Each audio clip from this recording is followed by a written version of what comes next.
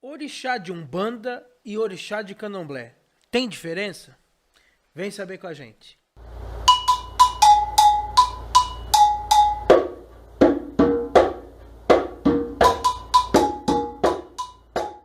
Um filho de Peba que tem fé, Nós temos fé, um filho de Peba que tem luz, nós temos luz. pra iluminar nosso lugar. Vai Oxalá, Olá, meus irmãos, Saravá, que a paz de Oxalá esteja com todos vocês. Sou o Panel das Pedreiras e estou aqui para começar mais um Doutrinando, mais um vídeo de conhecimento aqui no nosso canal. Mas antes da gente começar a falar, quero pedir que você se inscreva no nosso canal, ative o sininho e dê o seu joinha, dê o seu like, que é isso que ajuda o nosso canal a crescer cada vez mais, e compartilhe os nossos vídeos. Então manda lá no grupo do terreiro, que com certeza muita gente vai gostar do nosso vídeo. Primeiro eu quero dizer que esse vídeo vai gerar polêmica, provavelmente. E além dele gerar polêmica, eu quero saber principalmente a opinião de vocês. Então coloca aqui nos comentários para que a gente converse e bate papo sobre isso. Por que eu resolvi fazer esse vídeo? Porque tem muita gente que tem muita dúvida se o orixá de Umbanda e o orixá de Candomblé tem diferença. Tem gente que fala que o orixá de Umbanda não existe, que a Umbanda não cultua orixá. Não é uma verdade, a Umbanda cultua orixá. Do mesmo jeito, tem muita gente que fala que o Candomblé não recebe entidade.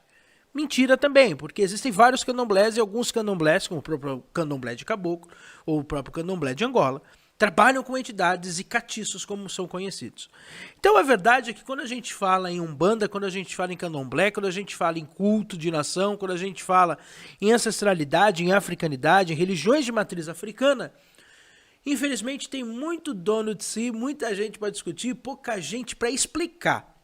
E hoje o nosso vídeo tem este intuito de tentar trazer um pouco de explicação, não que a gente saiba de tudo e muito menos que a gente queira doutrinar ninguém, mas de uma forma simples para que a gente entenda quais são as diferenças dos orixás para Umbanda e dos orixás para o Candomblé. E aí, desde agora, a gente já tem que tomar um certo cuidado quando a gente fala em Candomblé. Por quê? Porque Candomblé é uma religião brasileira também, mas ele é uma amálgama, ele é uma mistura, ele é uma junção de vários cultos africanos vindos de negros escravizados para o Brasil. Se você acha que só veio uma etnia para o Brasil, você está bem perdido. No Brasil nós tivemos 300 anos de escravidão, das quais vieram para o Brasil mais de 150 etnias diferentes, das quais muitas delas não cultuavam divindades. Algumas delas eram muçulmanas, algumas delas eram cristãs, já vinham cristanizados da África. E sim, alguns povos já cultuavam as suas divindades, entre aspas, porque não eram orixás. Orixá a gente vai entender daqui a pouco. Então, para a gente poder entender isso, esse povo que veio para cá, a gente vai principalmente falar de três grandes povos que vieram para cá, que cultuavam suas divindades africanas. Entre eles, o povo Yorubá, que estes sim cultuavam o que nós chamamos de orixá, com o nome orixá. O povo Banto, e esses sim cultuavam o que nós chamamos de Inquice, que são as divindades do povo Banto.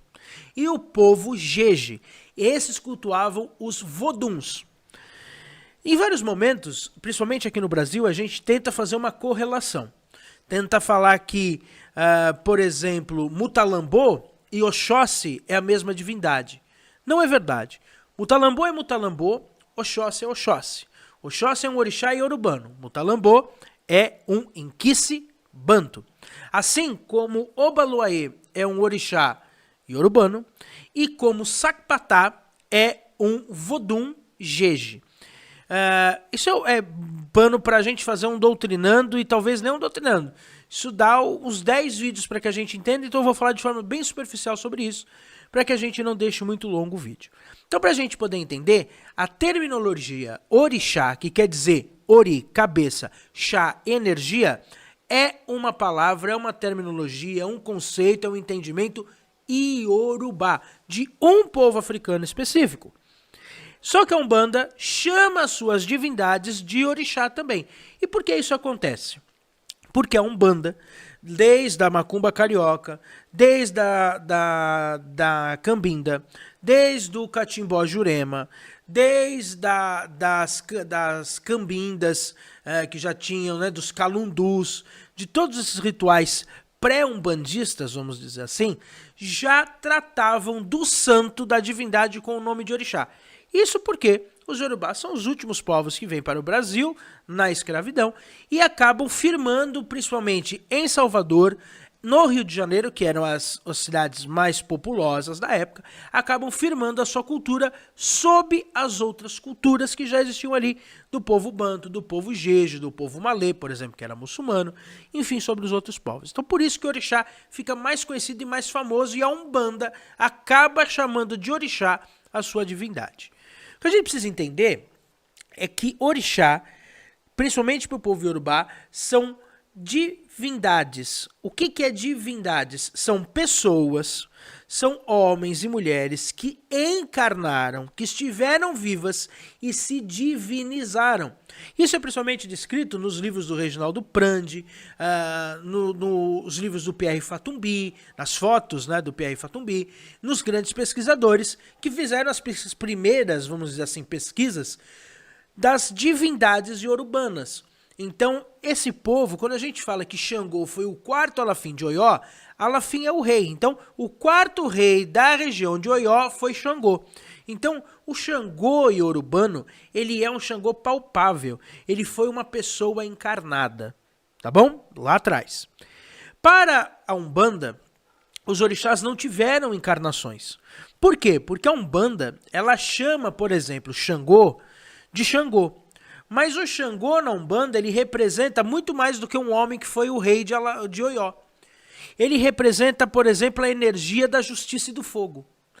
Como eu represento essa coisa é um outro assunto, tá? Eu posso representar num sincretismo católico, mas eu também posso sincretizar com o Iorubá.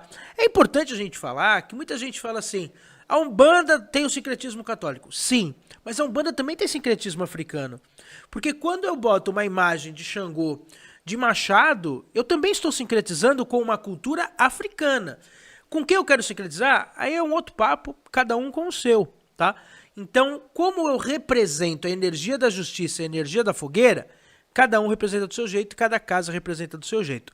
Porém, a gente não pode falar que o Xangô de Candomblé, que o próprio Xangô de Candomblé também é uma amálgama dos voduns, inquices e orixás, depois da diáspora, depois da abolição da escravatura, também é essa grande junção.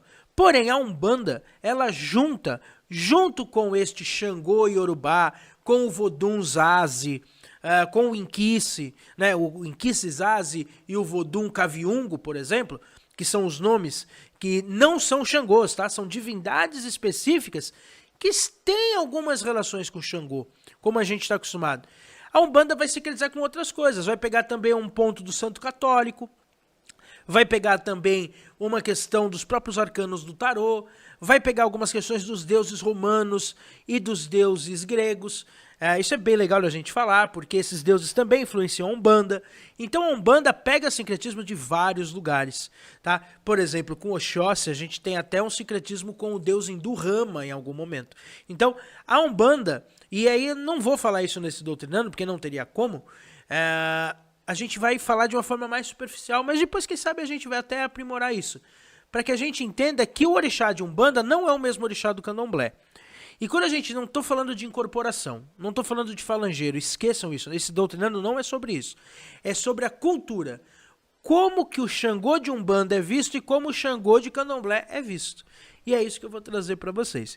Então, para a gente entender e dar o nosso pontapé inicial, o Xangô de Candomblé muitas vezes tem arquétipos humanos, qualquer orixá do Candomblé, enquanto o orixá de Umbanda tem aspectos mais divinos. E isso também não veio do nada, principalmente porque os inquices nunca encarnaram. Então a Umbanda em si, ela chama Xangô pelo seu nome iorubano, mas ela no seu culto, ela cultua muito mais Zazi do que Xangô. Mas isso é uma briga tremenda que a gente nem vai falar. Então vamos falar agora dos orixás, os tipos, arquétipos, as características deles no Candomblé e na Umbanda. É importante a gente falar que a partir do momento que a gente fala quem é esse orixá para Umbanda, vai surgir várias dúvidas e várias coisas aqui embaixo, porque vai ter um bandista que vai falar, não, mas eu não cultuo desse jeito. Entenda uma coisa, você é um bandista, vou até cortar para a câmera mais próximo.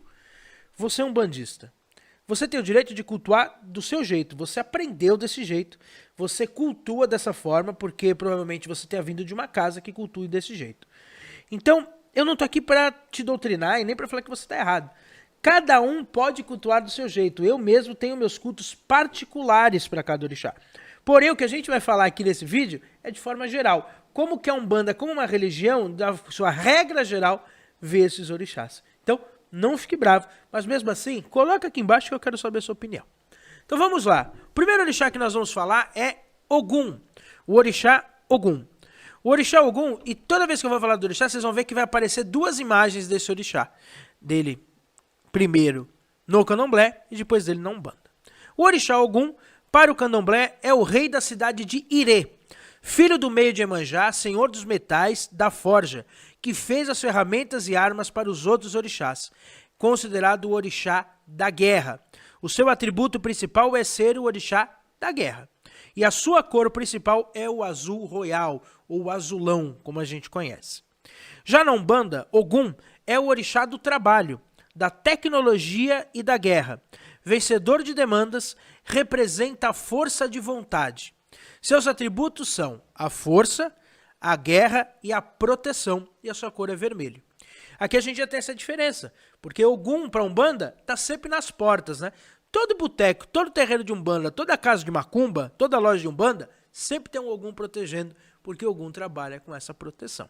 Oxóssi. Oxóssi por candomblé é o rei de Queto, filho caçula de Iemanjá, orixá caçador, protetor da fauna, ligado à fartura e o esposo de Oxum. A fauna e a fartura são seus atributos e a cor de Oxóssi é o azul claro. Já para a Umbanda, Oxóssi é o orixá da floresta, nas folhas, dos animais e tudo que há nela, tudo que há na mata. Divindade ligada à proteção, à disciplina e à inteligência. Seus atributos na Umbanda é a fauna, a flora e a disciplina. E sua cor é o verde. Xangô. Xangô, para o candomblé, é o rei de Oió, uma região africana. Filho mais velho de Iemanjá, orixá do fogo, protetor do Aie, protetor da terra, né? Por isso que ele carrega uma coroa. Rei dos orixás e é ligado à diplomacia. Seu atributo é o fogo. E sua cor, o vermelho. Já para a Umbanda, Xangô é o orixá do fogo e da justiça, senhor da liberdade e da política. Seu patronato é o fogo e a justiça, e a sua cor é o marrom. Omulu. Omulu, para os iorubanos, chamam ele mais de Obaloaê, que é o seu apelido. Obaloaê é o apelido de Omulu. É o rei da Daomé, uma região africana. Filho de Nanã, orixá da terra, sanguinário, aquele que comanda as epidemias e representa o sol. E Obaloaê é jovem no candomblé. Dança com a sua foice, dança com a sua lança, tá? É um orixá de jovialidade. Seu elemento, né, os seus atributos é a terra e a guerra, tá? E sua cor é o preto, branco e vermelho.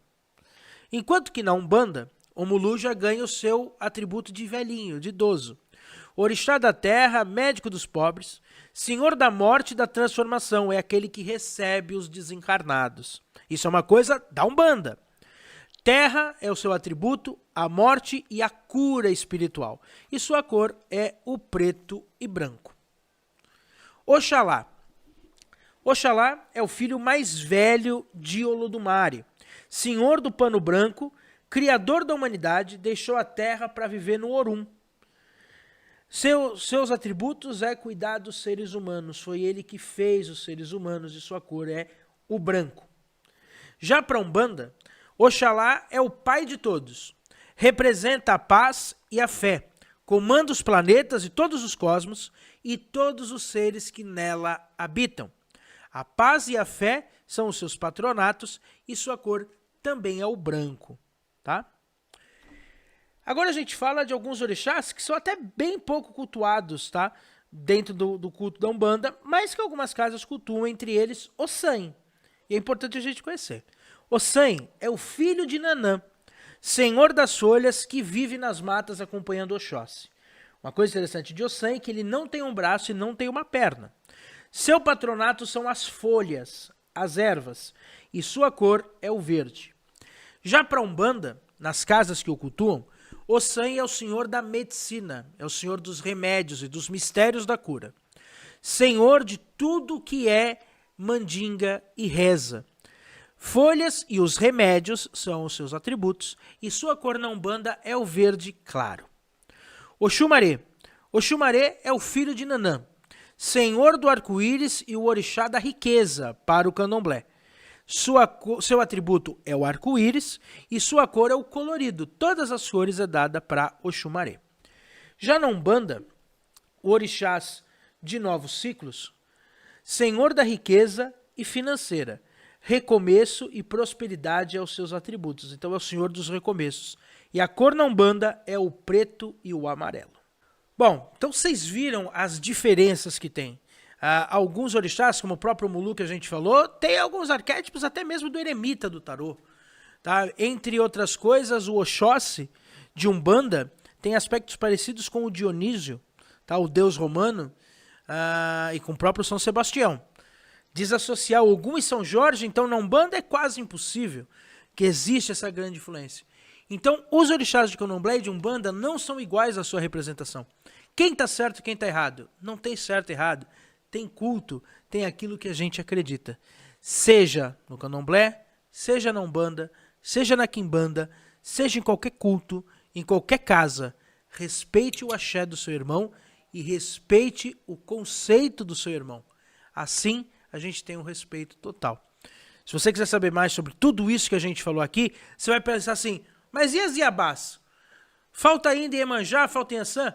Nós vamos falar delas na segunda parte. Um abraço, saravá e até mais. Filho de Pema que tem fé. Nós temos fé.